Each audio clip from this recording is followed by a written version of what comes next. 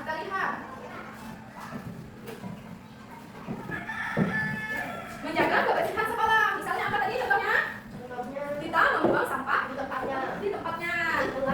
Ya, di kelas. Kan tiga kelasnya. Ya.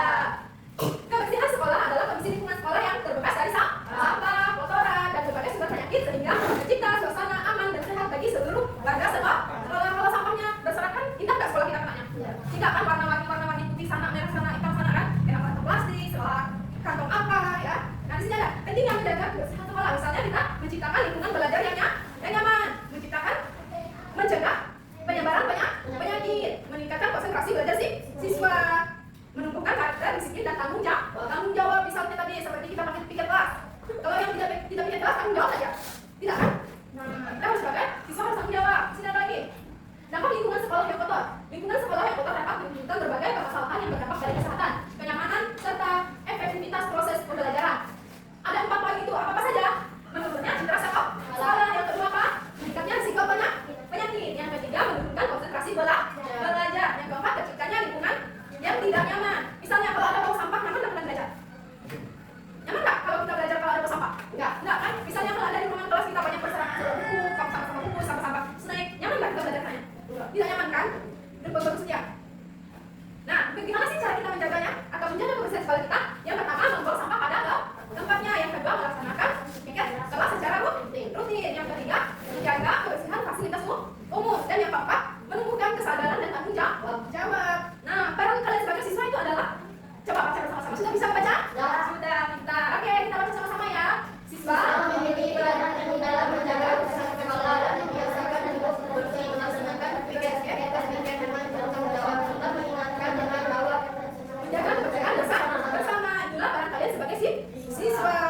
Nah, peran guru dan pihak sekolah itu memberikan teladan yang baik untuk siswa, menyusun dan menegakkan aturan kelas, menyediakan fasilitas kebersihan, memberikan edukasi dan pembinaan. Misalnya tadi kita ada tong sampah di depan kelas ya, sedangkan kita membuang sampah pada tempatnya. Misalnya kita buat jadwal di kelas, seperti itu ya Pak Guru.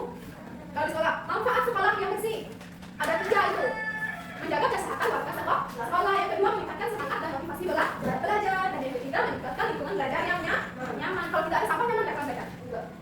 Nyaman dong. Kalau tidak ada sampah, kalau tidak ada bau sampah, nyaman nggak kita belajar? Nyaman. Tidak ada bau yang aneh, jadi kita tuh rasanya wangi, terus kita aman. Nah, di sini ada yang tahu? Bisa diulangi apa saja peran kalian sebagai siswa? Membersihkan lingkungan di sekolah, iya, membuang sampah pada tempatnya, ya, meningkatkan semangat, motivasi, ya. Kita harus menjaga lingkungan sekolah kita agar tetap bersih. Ada yang ditanyakan? Tidak ada. Oke, baiklah. Di sini punya kesimpulan. Kesimpulan kita hari ini adalah menjaga kebersihan sekolah merupakan tanggung jawab bersama dengan kesadaran dan kerjasama seluruh warga sekolah.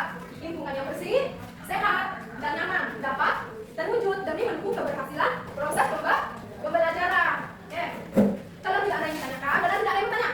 Ada. Oke, karena kita sudah melaksanakannya semua di sekolah maupun di rumah ya. Kalau masih tidak kotor, silakan kita disapu. Kalau ada sampah berserakan di lapangan atau di halaman rumah, silakan dipungut, buanglah sampah pada tempatnya, ya. Kalau tidak ada yang bertanya, silakan kita kemas-kemas, kita bagi tempat kita masing-masing, ya. Sebelum kita pulang, kita berdoa dulu.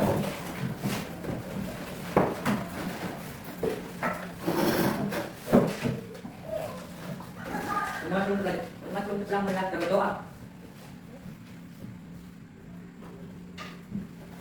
Berdoa selesai.